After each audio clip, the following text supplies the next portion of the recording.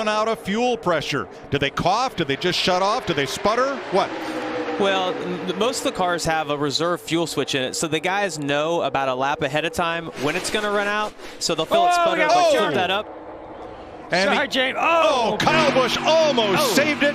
He collects Logano, and he's in the wall with Keselowski. Yeah, you saw Joey Logano trying to keep Kyle Busch behind him, tried to block him, and Kyle went to the inside, and I think they made a little bit of contact and around, or which really just ultimately created this mess. It's the first incident caution of the Busch clash. Big push coming from teammate Denny Hamlin. Kyle's got a huge run, gets right to the rear bumper of Joey Logano, and you can see as he pops out. I mean, I don't know if the air turned Joey a little bit or they made contact first, but around went Joey Logano.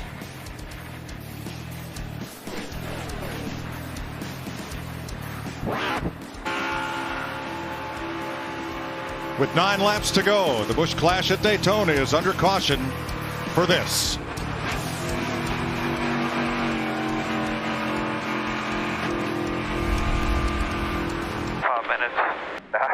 I mean, I'll be there if I need to be, but I don't plan on needing to be. Too pretty of a day for that. Let's not waste time in there. Chris Gabart, the crew chief, would rather walk to victory lane than the care center. Ryan Newman came down, and everybody behind piles up. I saw a lot of rear tire spin on that restart. I think a lot of guys were struggling with grip, and they just started losing control.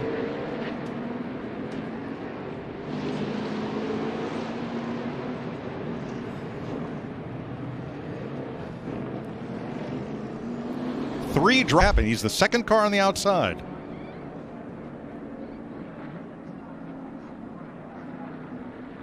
Maybe it could have been contact. Could have been contact from the 24 and that nose on that Camaro of William Byron as he gets to the rear bumper of Ryan Newman. And it looked like he had been hit by the 4 of Kevin Harvick, which may have sent him into Newman.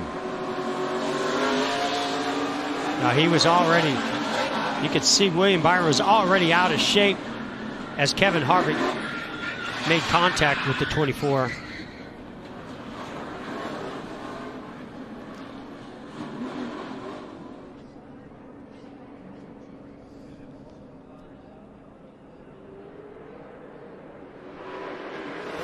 Boy, it wasn't much. It's interesting how, you know, he touches the 6, he starts spinning the wheels, losing control. Then the 24 starts losing control and gets hit. I don't even know if he got hit. I think he just lost it. Spun the tires? Yeah, I think when he made a little contact with the 6, then he jumped in the gas and started losing the rear grip and spinning the rear tires.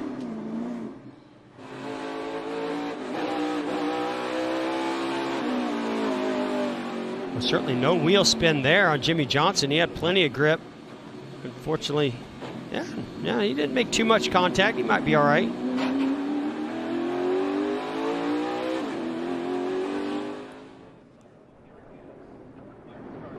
Yeah, Byron's 24 just slews sideways, but so did the 6 of Newman. And that's what I'm trying to figure out.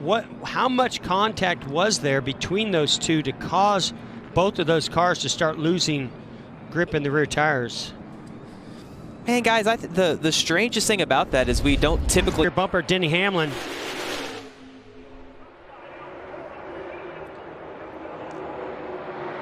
Whoa, almost turns Denny Hamlin.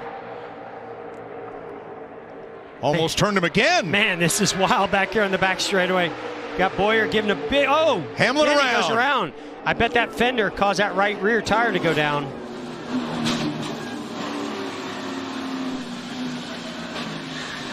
Logano in it again. This one's going to take the 48 of Jimmy Johnson out this time. Well, we got one, maybe 2 cars that just crossed the line that might be left in this race. Wow. 2.5. And about 3 more coming. Back straight away. Huge push coming from Clint Boyer and Joey Logano to the rear bumper of Chase Elliott. Sends the 11, Denny Hamlin, into turn 3. Watch this car just go around. You know that that's a tire that went down. Had to be. Hamlin has said on the radio he lost the right rear. Well, and he was afraid of that. That's what that conversation between him and his crew chief, Chris Gabehart, they're worried about that tire rub.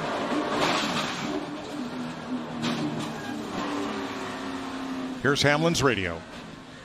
Yeah. Oh, yeah. I mean, I felt the turn went into. I tried to hold on. No chance. Oh, I seen it. You did a hell of a job. More darn long you did, man. Well, they'll meet up as the care center, as Denny prophetically said a bit earlier.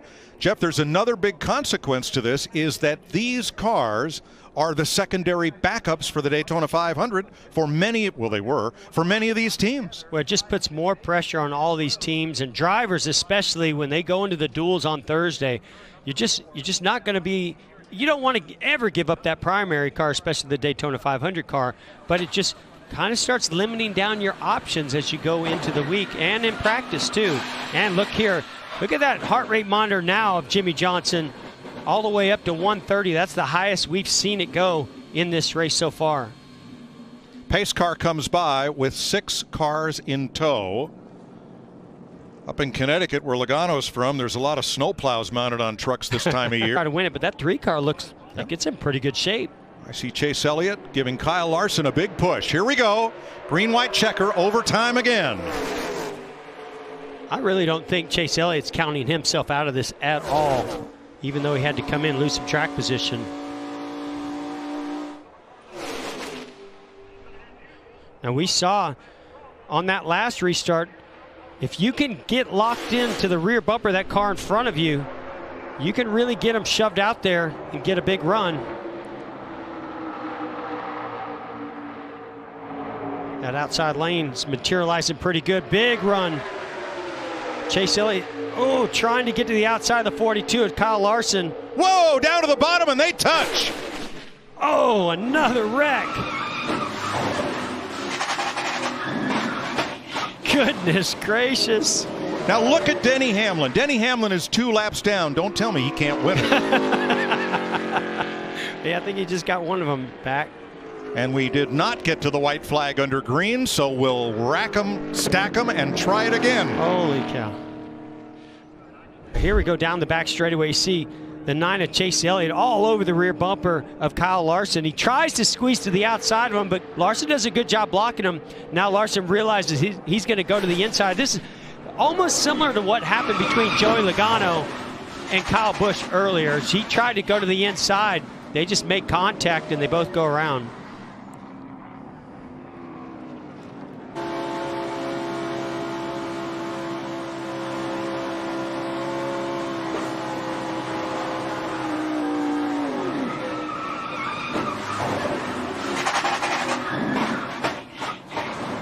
Pretty wild there.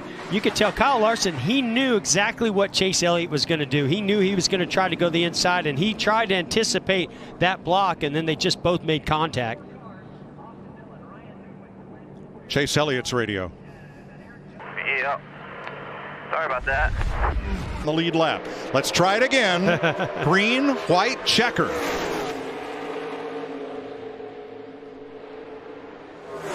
Tremendous push from Clint Boyer to get Austin Dillon out front cleanly. Now he's got control. Now all he has to do is watch what kind of run comes from behind. Can he put a block without causing a huge wreck? Look at Newman with the crossover move. That was a fantastic move by Ryan Newman. Big run coming to the outside by Eric Jones. You can't block 3 lanes. No, he's getting a huge push from Kyle Larson. Now Larson to the inside. Jones's car is damaged, and Larson slips ahead. If they take the white flag under green, oh please, then the next flag will end the race. 3 wide. Look at the speed Jones has with that car all bent up, and it's Newman at the white flag. That's incredible. I mean, how did Larson pass all those cars and now fall all the way back to the end? Last lap.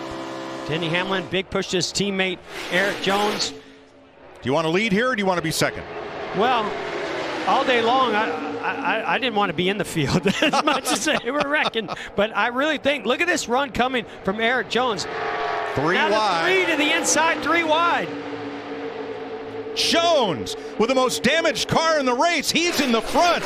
Now, can Denny Hamlin... Dillon slipped up high. Is Denny Hamlin going to make a move on him and still try to win this race? Doesn't look like it. He's going to push his teammate to the win. Eric Jones is going to win the Busch Clash with a car that's ready for the dumpster. I just think Denny could have pulled out maybe a few. An absolute heartbreaker in turn 4 for Daniel Suarez. His Toyota had to race its way into the 500, and as he got lapped by the lead pack, and then the Fords decided to come to pit road, contact between he and Ryan Blaney. I was just talking about, being aggressive, getting to pit road. You could see they tried to go to the outside of Daniel Suarez. Oh, Suarez had to go up to miss Keselowski and made heavy contact with the 12 of Ryan Blaney. Didn't look like Blaney was part of that group that was going to pit because that inside lane was fill up. Yeah, there was no way Blaney was going to be able to make it to pit road there. Oh. But what's the impact of this now for Daniel Suarez being one of those open cars? Had to race his way in. So I just wonder, was Blaney going to try to maybe sneak to the outside or in that gap between the 17 and the 2? I don't see how that was going to be possible. He had to have known that Suarez has already made his pit stop. But he also knew he had Ryan Newman on his outside. Couldn't get any further to the right. Newman was there. I got to say, this strategy was looking as if it was going to work out incredible for the Fords because they had made up so much time being in a large, fast pack on the rest of the field. Here's Daniel Suarez radio. I just didn't know they were on a pit. I got here when they were in. Right here, he as the 2 of Keselowski starts to slow down. Yeah, he goes to the outside, but he would have done that kind of anyway. I just feel like maybe he thinks that he could have avoided that contact to the 12 of Ryan Blaney had he known they were all pitting. 2 cars stayed on the racetrack. You saw Ryan Newman go by. 1 lap to go, sponsored by Credit One Bank. Stenhouse, no help now. And that inside lane broke up a little bit. A couple of cars went 3 wide further back, and you could see how the momentum just shifts immediately to that outside lane. And that may be the difference. Almirola stayed with Logano, while Stenhouse came all the way through the tri-oval and back to turn 1 with no help. This huge run coming from Ryan Newman. Is he going to do anything with it, or is he just going to get to the rear bumper of the 10 of Almirola? No, he just gets to the rear bumper. Now a big run's going to come from Almirola. There goes Newman to the outside. And where did Austin Dillon come from on the inside? Off turn 4 for the final time. Woo! Joey Logano trying to hold them all off to win his duel at Daytona by 3 car lengths. And what a save by Austin Dillon that almost took out a bunch of race cars.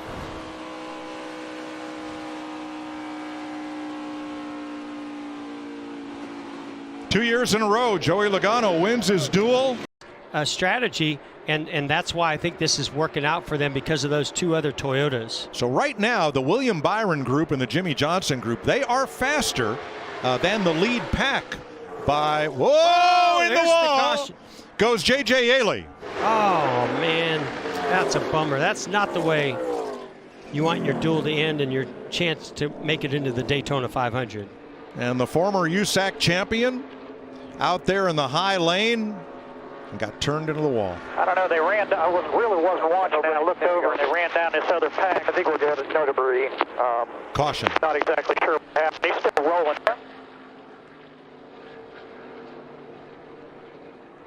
Corey LaJoie on pit. 4 of Yaley just gets clipped in the right rear quarter from the 32 of LaJoie. Remember, the 32 and the 66 were working together to try to draft to get ahead of these guys. Not sure how much contact there was there, or did he? Well, we'll see here. There it is. I just don't know if the spotter or Yaley knew what a run that Corey LaJoie had coming in that outside lane.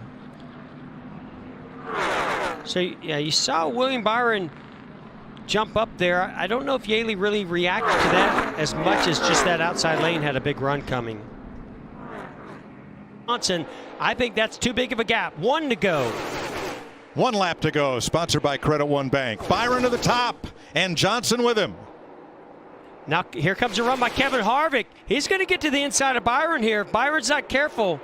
DiBenedetto push. Yeah, DiBenedetto. This is going to be a game changer right here. If they don't get a big run on the outside, I think Kevin Harvick's going to get back to the lead. Oh, he lost his help there with DiBenedetto. Oh, contact. Kurt Busch is going for it. 3 wide into the corner.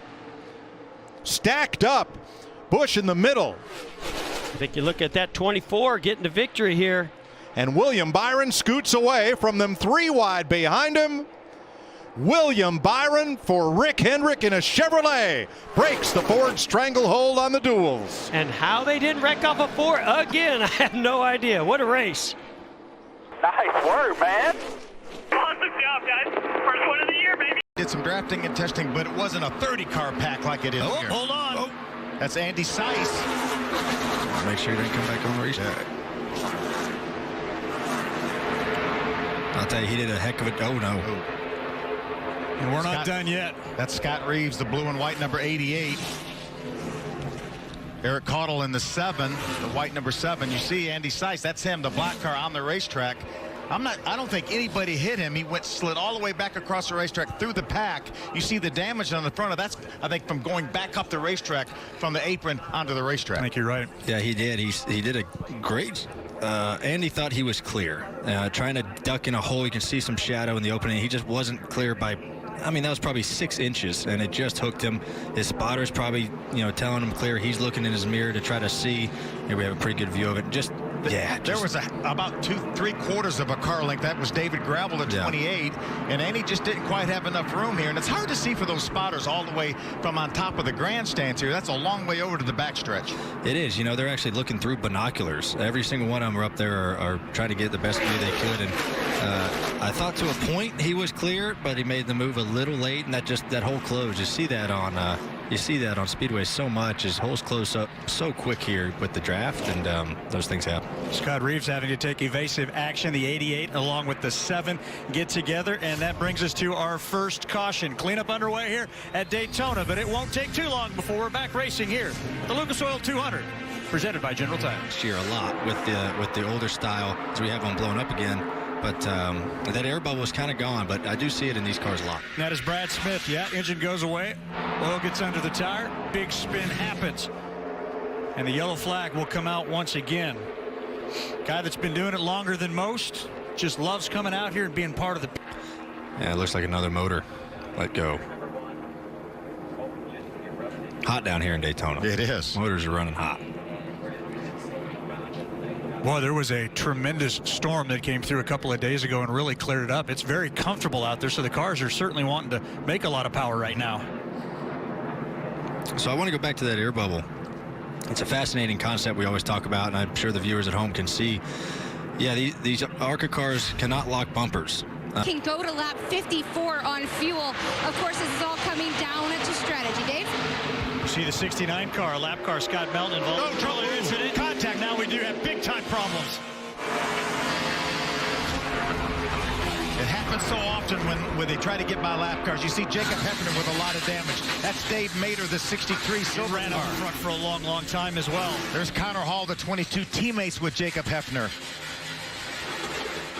They go by that lap car, and they try to get back in line so fast, sometimes they don't give that lap car enough room. There's Natalie Decker. She's involved. The 01 car also involved. That's John Ferrier.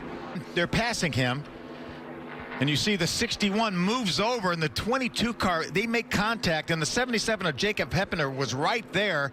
See Connor Hall makes some contact with some cars on the outside. Natalie Decker is the one that makes contact with Jacob Hefner. He would have gotten by, but she had no place to go. You see Andy Seiss, the 02, also involved. But it all stems from trying to get around the lap car. The lap car of Scott Melton wasn't doing anything wrong. He was on the inside of the racetrack against the double yellow line. Boy, there's one car, I believe it's Riley Herbst, that just somehow avoids all of this. Watch the 18 car, middle of your screen, black 18. It's all going to come sliding. Missed it there. Car's going to come sliding down in front of him a little bit further down. Riley Herbst doing a great job of staying out of that incident here that's happened on lap 39. I think more than half the field was involved in that incident. Well, when you get to this restrictor plate racing, you hear about it all the time. We don't like to talk about it, but it was the big one. Riding along with Jacob Hefner, you hear him playing with the throttle. That's the lap car they're going by right there. You see the 61 move down, makes contact with Connor Hall in the 22, and there's 52 of Natalie Decker getting into the 77 of Jacob Hefner.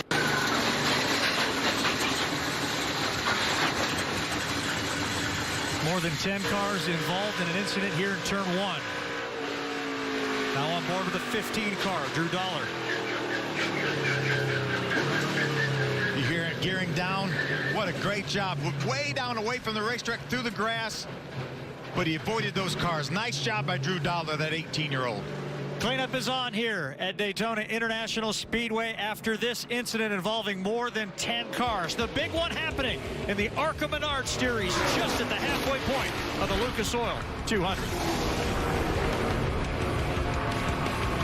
15 with Drew Dollar behind the wheel, and he is starting to get frustrated. He said nobody's picking a line.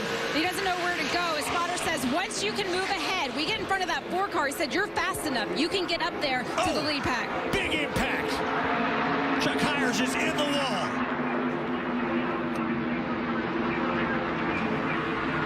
They were single file on the inside of the racetrack. Tremendous amount of damage to Chuck Hires' car. The home builder out of Florida here was running 5th at the time. When the net's down, gets right up against the rear bumper.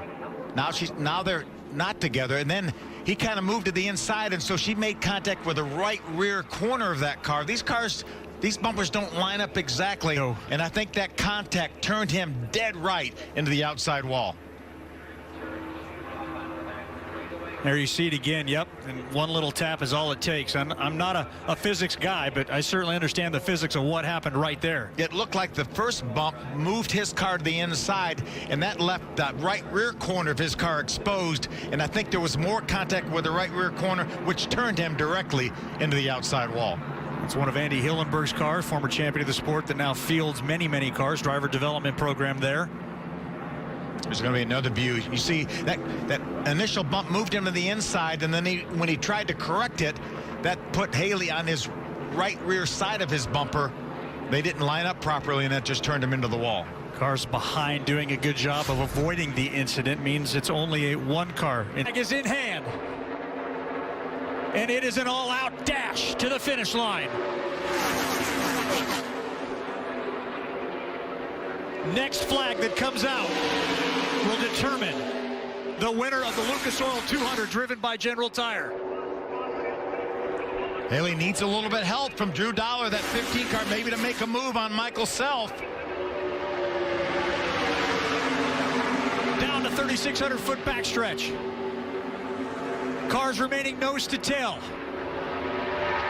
A breakaway pack of 6, the final 2 corners. I'm not sure Drew's close enough to Haley to really give her much help to try to do something with Michael Self. Here comes Michael Self. Will anybody compete with him? No. Michael Self wins for the 8th time. He has captured his 2nd Daytona 200.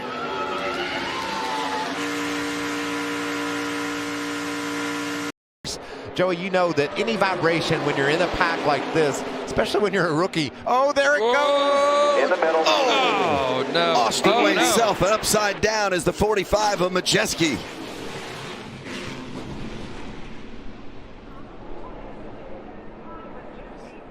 Let's hope he gets back on his tires here.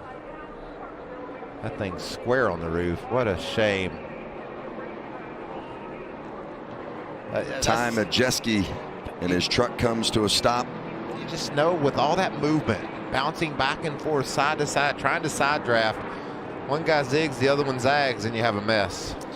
It's just you start to see the intensity level just grow. 0-2 of Tate Fogelman with damage. There's the 22 of Austin Wayne Self. Austin, don't get stuck there. Back it up. Wow. All right, now try to turn it. The rescue crews getting to time. You see the damage to the top of that Nice Motorsports Chevrolet. There's a little more damage there than I gave it credit for. Yeah, that's... Appreciate your optimism, though. You know, I always think that you're never out of these things. Look what Eric Jones did the other night in the Clash. Right?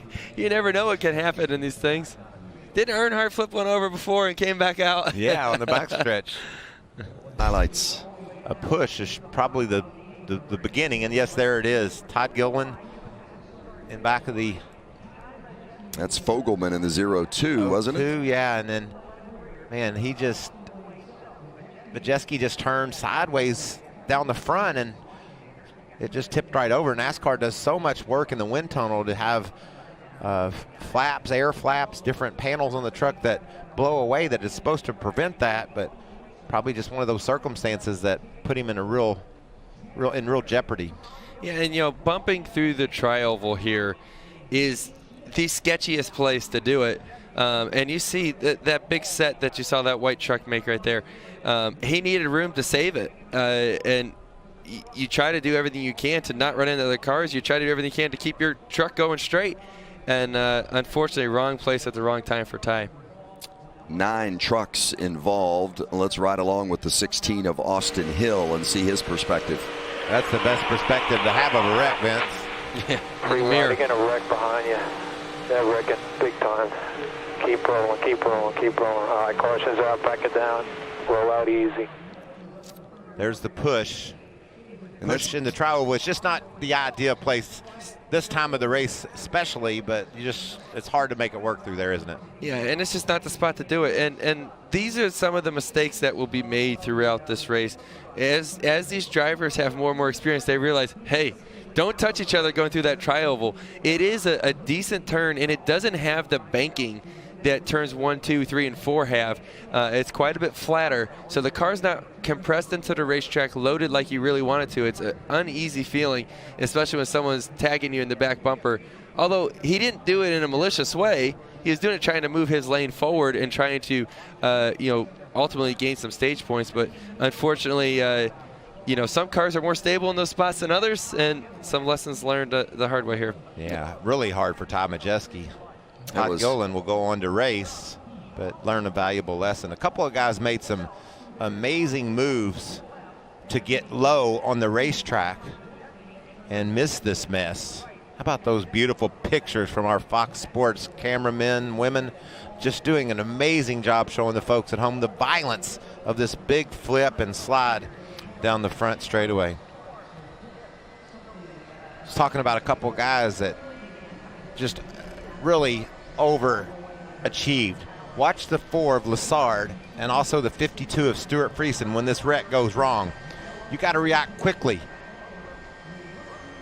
There's the crash, and look at those 2 already going to the bottom. Let's get down low, and just continue to go that way along with Ben Rhodes, and are able to avoid that accident. That's just really heads up. And it's hard to see through these things, right? These big spoilers behind these trucks.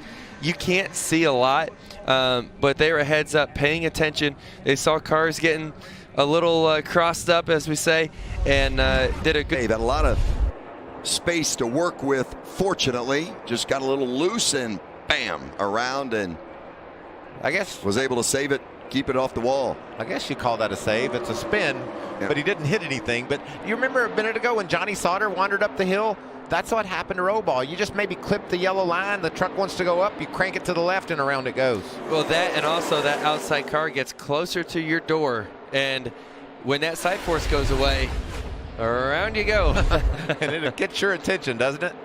Yeah, it has a slide for life. When you're hiding in the draft, that truck might go all right, but as he pulls out into clean air like that, it's not the most efficient car. Angela Ruck is around and into the wall hard. Christian Eckes gets a piece of it. Wheel straight, hold the wheel straight. Tate Fogelman, part of it. That's a lot of fire. And the 28 of Doza. Brett Moffitt, there's the 23, the former champ. I just think as these tires get a little wear on them and they heat up, these trucks are a handful. They don't even handle good when they're running in a single file line. Somebody made you. Keep an eye on the 00 of Angela Ruck. Yeah, a little contact with Derek Kraus, and that got it going. She tried to squeeze in a tight tight position there and wasn't quite enough room for her to do it effectively. Doza bounces off her, and then look at the fire coming out of the 02. And the 28 ran right in the back of her. I don't know what that's about, but the 02, man, you see just you don't know what happened. If it knocked the carburetor off as the fuel just gets on the headers, and boy, that's a big fire. Several vehicles taking contact and varying degrees of damage. Certainly the 02 of Tate Fogelman is the most seriously damaged, but Angela Ruck and her truck, quite a bit of contact. Look at Matt Crafton barely sneaked by, but Moffitt almost got by there, but clipped in the left rear. 18 truck of Christian Eckes with a little bit of damage. Nice job there by Corbin Forrester slipping by. And does anyone find this ironic that on the 28 is the fire department? Looked like he's in a hurry to get there. He was. That's a pretty tough break for Tate Fogelman. Watch in this sequence the 88 of Matt Crafton. How does he get through? Guns it. Oh, so tight. Yeah, experienced move by Matt Kraft is seeing the crash happening and assuming and guessing which direction it's going to go. And sometimes the best way through these things is not lifting and hitting the brakes. You got to get through it. And he drove his car right through it. And there comes the fire truck. 11 trucks involved in this one, including Brett Moffitt. Man, he's had a tough night. Todd pointed out he had some suspension. Win on speedways, someone's going to follow you. A lot of blue ovals up front. The Fords have taken control of this race, but it isn't over. I feel like this race is out of control. I don't know what you're thinking. Rhodes and Infinger, and there goes Rhodes. Contact. Big right, come on, straight it out, straight it out, straight it out, straight it out, straight it out. Go straight, man. Come on straight. Keep coming straight. Keep coming straight. Get off them. So many involved. Jesse Little, the 97 around, the 13 of Johnny Sauter in it as well. Sheldon Creed. There's Tyler Ankrum in the 26, and Ben Rhodes. Stuart Friesen. And with 3 to go, the caution is out and Grant started. Ben Rhodes from the bumper of Johnny Sauter, but you don't know. He might have been sideways already. Just these guys were just so close and pushing so hard. Yeah, you're pushing 3 wide, and as we can tell over and over again, when a car gets to another back bumper, they just become unstable. And yeah, it's a bad spot for the 99 of Ben Rhodes to be in. He had the 98 door to door with them, which is the most unstable your car is going to be, and then a push comes behind you on the exit of the corner as the banking flattens out.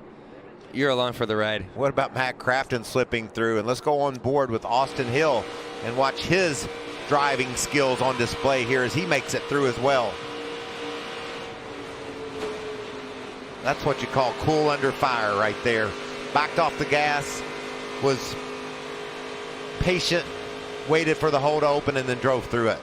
And that's the thing, you don't want to slam the brakes because the car behind you might run you over. So it's a tough spot to get through these things. Now, did you see right before Sauter went into the back of Rhodes, he bobbled. That truck went up the racetrack. I think he was loose, got a little bit out of control, lost some momentum, and I think that's why Johnny hit him. Could be right. Todd Gilliland in that 38. He's had such a strong truck tonight. Here's the 51 of Riley Herbst. Look at the move by Hill in the 16, right around the outside of Herbst. So many involved, and those that weren't, it was a close call for almost every single one of them. Watch the Rhodes truck just before the contact. You could see it was moving up, probably lost the nose a little bit there. Yeah, it's just so hard to say. Things happen so fast. Ellen Herbst, who was second in line right behind Infinger, almost made it and then just got clipped at the last second. Another great move by the black truck here. This is Corbin Forrester on the bottom, up out to the outside wall and just squeezed through that hole. Great driving.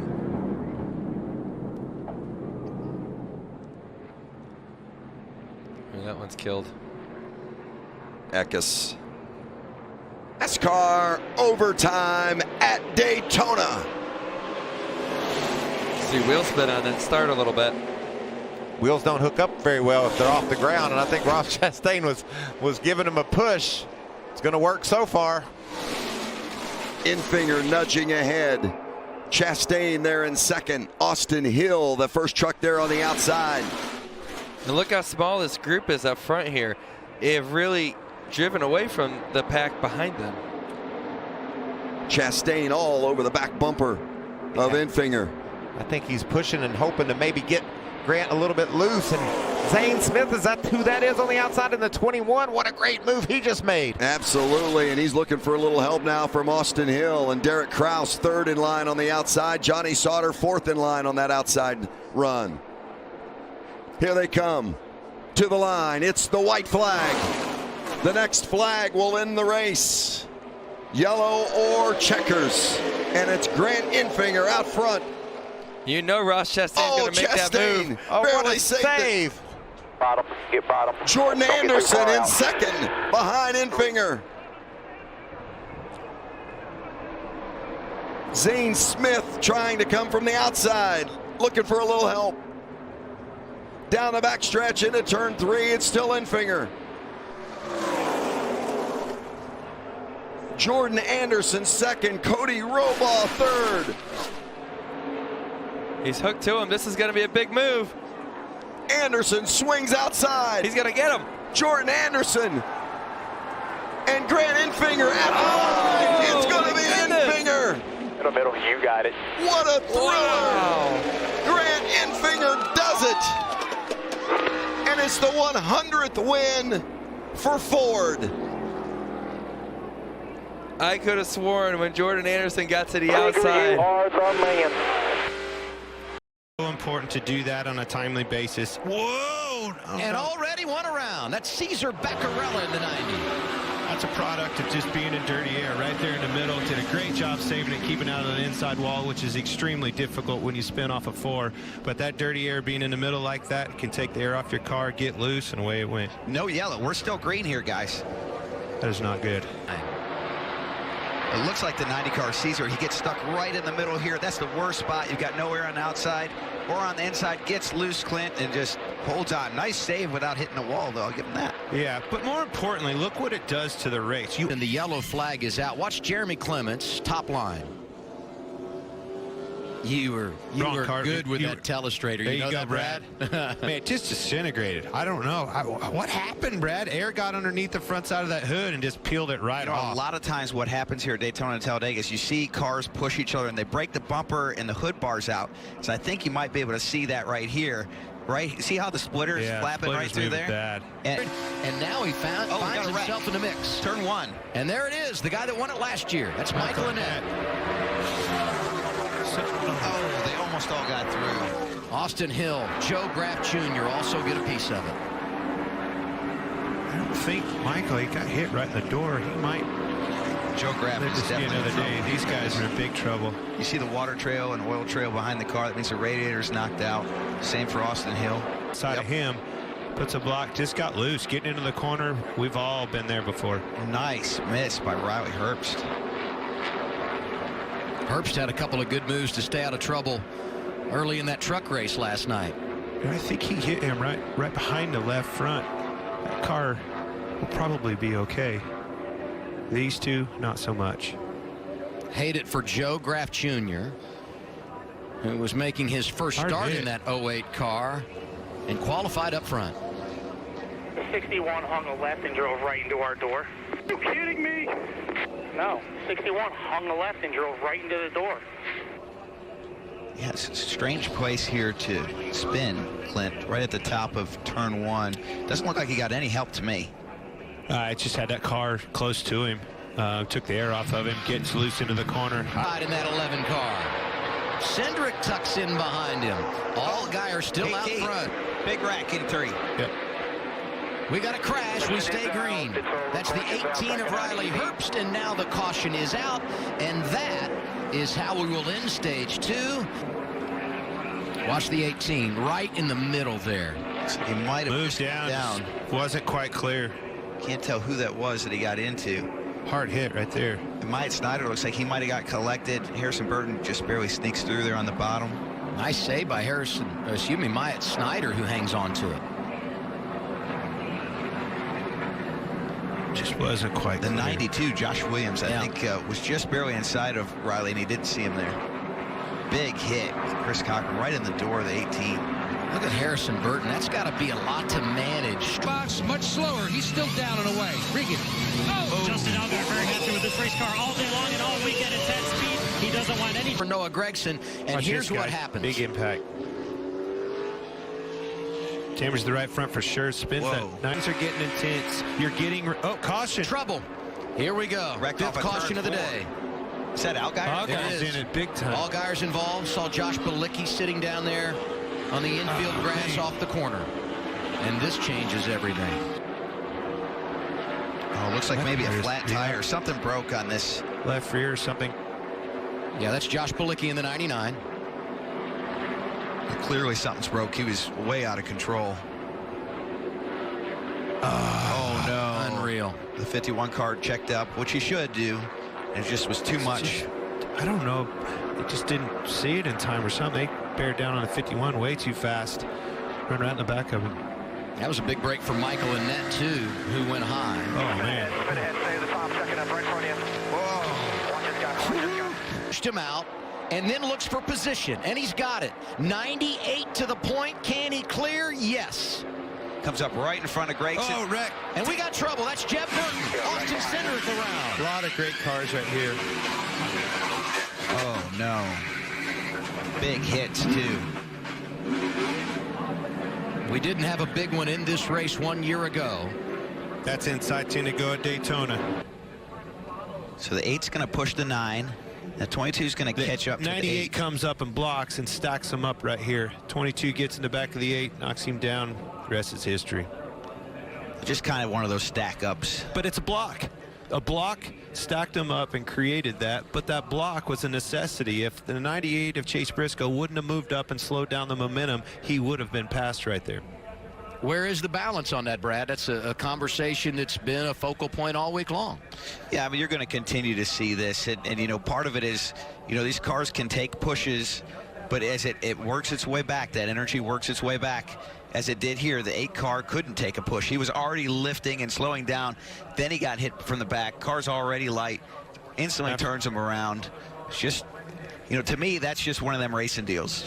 There are some blocks that I think are bad blocks. I don't think that was a terrible block. He made one move, and it just all stacked up. You know, one thing I saw, he didn't quite get all the way up in front of him. It was like he was trying to figure out, do I get up there? Do I not? Am I clear? You know, it was like he didn't trust his instinct, or the spotter telling him didn't quite get all the way up. The 9 car was moving around a lot right there. There you go. Still inside.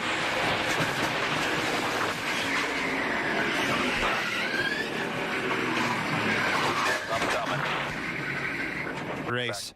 I might have changed my mind a little bit after seeing that replay, Clint. It looks like the 98 was a little slow on the move. Yeah, for sure. And you're going to agree with me, Brad. Yeah, after seeing that replay off the bumper cam of the 98, it looks like he was just a little bit slow on the move, and that caused he's got a chance at it. There's not a lot of energy right now. They need to reform. There's your wreck. And there's a crash. Very wreck I was telling you about. Will we keep the green out, or will they throw the caution? No caution yet for now. They're racing back. Gragson leads. Yellow is out. They're coming off of turn 4. There's the caution flag. It's over at Daytona. But here, maybe from a push from behind. Everyone's going to push. It's the last lap, and it turns him around. Yep. Very similar to what we saw on the wreck right before this with Austin Cindric and Jeb Burton. Did get a report. All the window nets are down for those drivers involved on the back straightaway.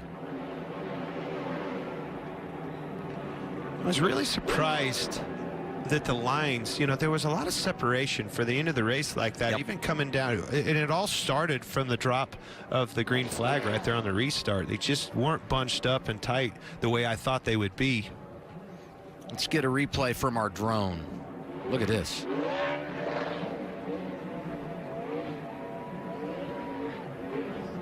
It's great footage. More of that tomorrow during the Daytona 500 on Fox.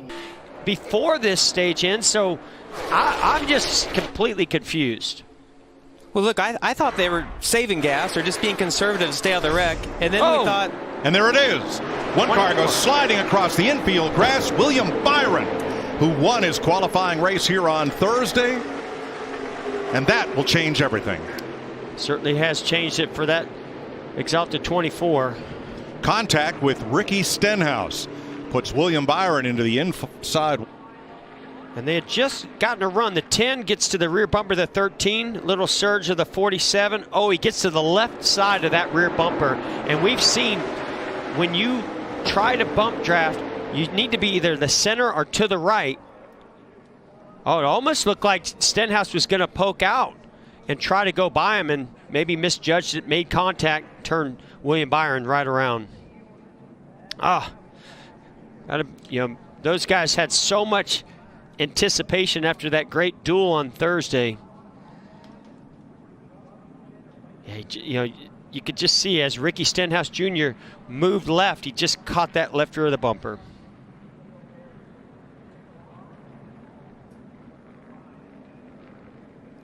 Into the safer barrier that now lines the inside of this speedway as well as the outside.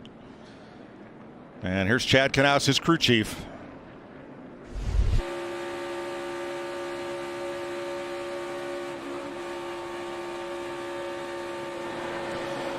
The 00 has crashed here in Daytona. Rookie Quinn Houff. Other cars involved as they come to the caution flag. It'll be the 4th caution of the day, coming at lap 90. That's the 52 of McLeod. BJ McLeod got caught up in it as well.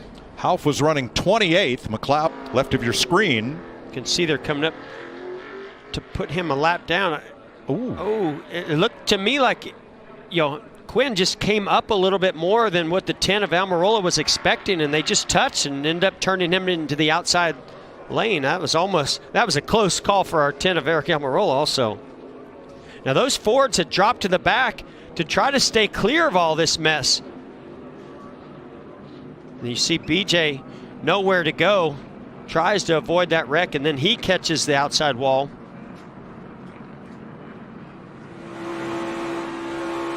Riding with Kyle Larson, credit one onboard camera.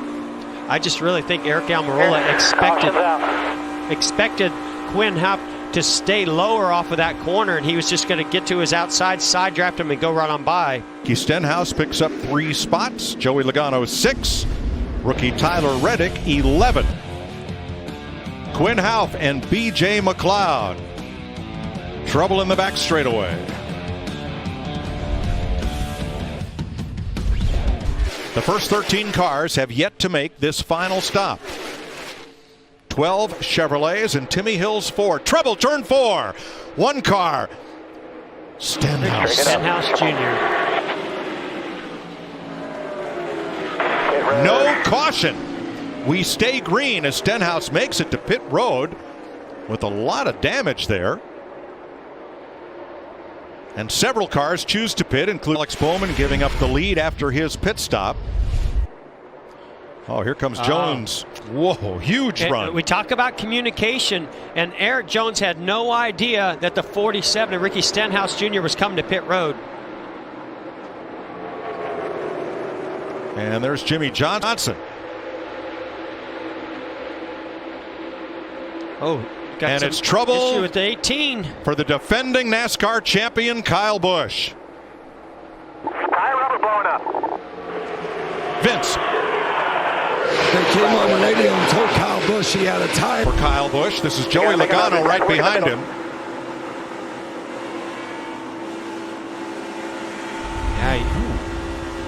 Trouble. Big wreck. Here's the big one. Man. Well, there goes half the field. Sure does. And it's Ryan Newman leading them around. Oh, Jimmy Johnson. Hopes in his final Daytona 500.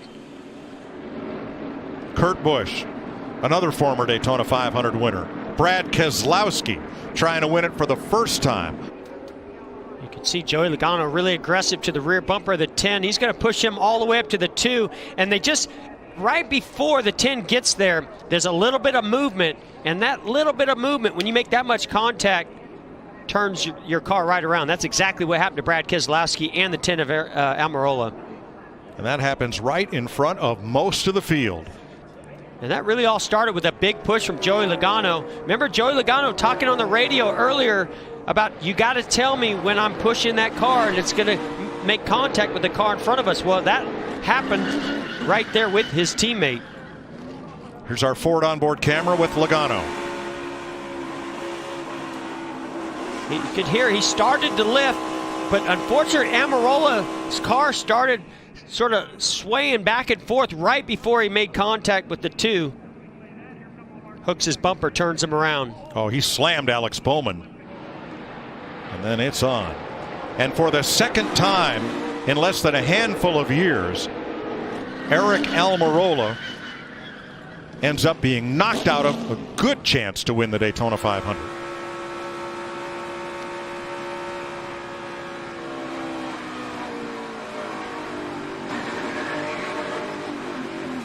Well, you hear it on board with Austin Dillon. He even downshifted, trying to get that car slowed down enough to avoid this accident.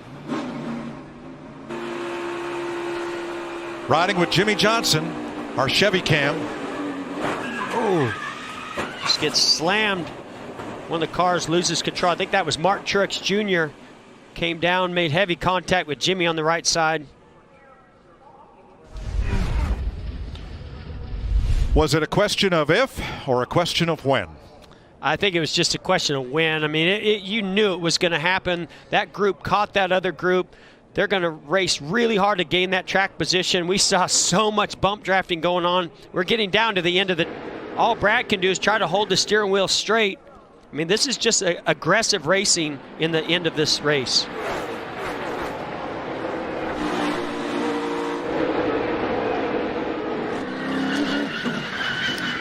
Ross Chastain was having such a great day. Bummer to see him get caught up in that. And I'm not sure his day is over. Minimal damage, it appears now. And we talked to Clint Boyer and what a great job he did, or Hamlin really did a nice job working his way through there, and Logano. So Logano, Hamlin, and Boyer, average of anybody in the field. 8 to go. Oh! Crash in the back of the field. Eric 2 Jones, cars piled up there. And Reed Sorensen, Timmy Hill. Timmy Hill, who was 10th after the 20 laps run yesterday, and Reed Sorensen. And caution is out with 8 to go. To the middle. A lot of sparks out of that car. I think he cut a tire down. Oh, it slid right up in front of Timmy Hill.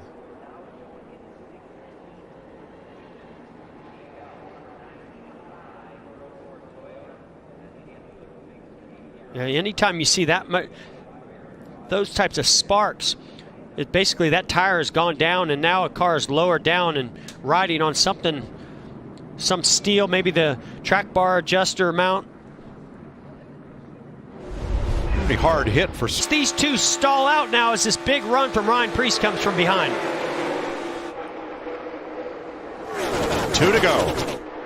Boy, that was just textbook by Denny Hamlin. Can he put the block on? Oh, car. Oh, 77. Right behind you. That was Ross Chastain. Got down on the apron, turned him sideways up the racetrack. Straight into Ryan Preece. And we have involved. Another multi-car pileup. With 2 to go, we'll go to overtime. There's the Connecticut Kids car. Joey Logano. Logano's got a flat left rear and trouble on the right front. Ty Dillon stuck in the grass, no rear deck lid or spoiler. Well, that's a big hit by Ross Chastain. He wants to make it around to pit road to load the car. Yeah, I believe so. And Ryan Preece, that car won't steer. Watch 77 right here. Well, and I knew those cars were going to stall out. You can see right there, Ryan Preece sort of pushes Chastain down onto the apron. As soon as it gets down the apron, he loses control. And heavy, heavy impact to the 22 of Logano from Chastain. Car goes sideways. He tries to correct. You know, those kinds of impacts for Logano, it might not look as big of an impact as what we see some of these other cars because of the damage, but when you get right into the driver's side door and then the passenger side door goes in the wall, those hurt. That almost looks, Jeff, like the right rear went down with all those sparks and the car just took off. I think the car, once he came up on the apron, the car just got a little sideways. He tried to correct, and it caught the banking and shot the nose over.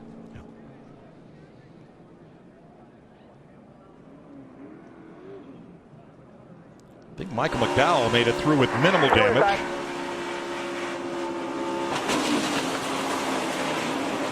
Ouch. See Christopher Bell go by with some damage. Let's ride with him and our Toyota Cam. Ooh. Just nowhere to go. And we'll ride with Ross Chastain. He had such a run. You really, at this stage in the race, you have no choice. You just can't lift, and there was only a half a car width of room there, and he tried to. Cars trying to win the Daytona 500. Green flag. Oh, cars got loose. Spun some tires. Contact. Is that Boyer? And McDowell. Oh, man. And caution's out. We'll try it again. Boy, he was already upset about starting in that row. He would have been out of that had he been one row further up. And he has damage on the right front, and Justin Haley has had contact. Yeah, it looked like somebody spun a tire. Then the 12 comes up to the rear bumper, the 6. Oh, actually, maybe it was Boyer had some contact from behind from the 34 of McDowell. Sent him up into Haley, actually. I knew they made contact. I wasn't sure where that contact came from. Ooh, we saw this the other night in the in one of the duels. Same, or was that maybe it's the Clash, but one of the similar things where they came to the line and spun the tires with a little bit of contact. Ryan Newman, that was Ryan Newman spinning the tires, and William Byron, and they both spun off track as they tried to accelerate under the green flag on worn tires. White flag under green. Next flag will end the race, and Newman is there. Newman's got locked onto his rear bumper just like he did. Oh, wrecking behind Chase Elliott around. Spinning around. Still green. Still green. Still green, and here they come. And here comes Blaney. Ryan Blaney up behind Ryan Newman, trying to get him to Hamlin. Newman backed up to Blaney. Big run coming here. To the inside, Newman to the front. Nothing Denny Hamlin could do. What can Ryan Blaney now do? Here comes a push from Denny Hamlin. Oh, this thing's not over yet. Not at all. Ryan Newman off turn 4 for the final time. Blaney to the outside, to the inside. Here comes Hamlin up the outside. Wow. Crash into the wall, into the air. Goes Newman. Upside down. In a shower of sparks on his roof, Ryan Newman comes across the line, 4th. And comes to rest. Scoring unofficial between Hamlin and Blaney as far as who crossed the finish line first.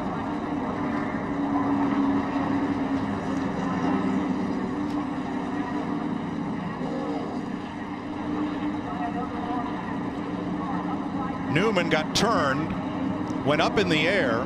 As he came down, was hit by another car and launched skyward, coming down on his roof.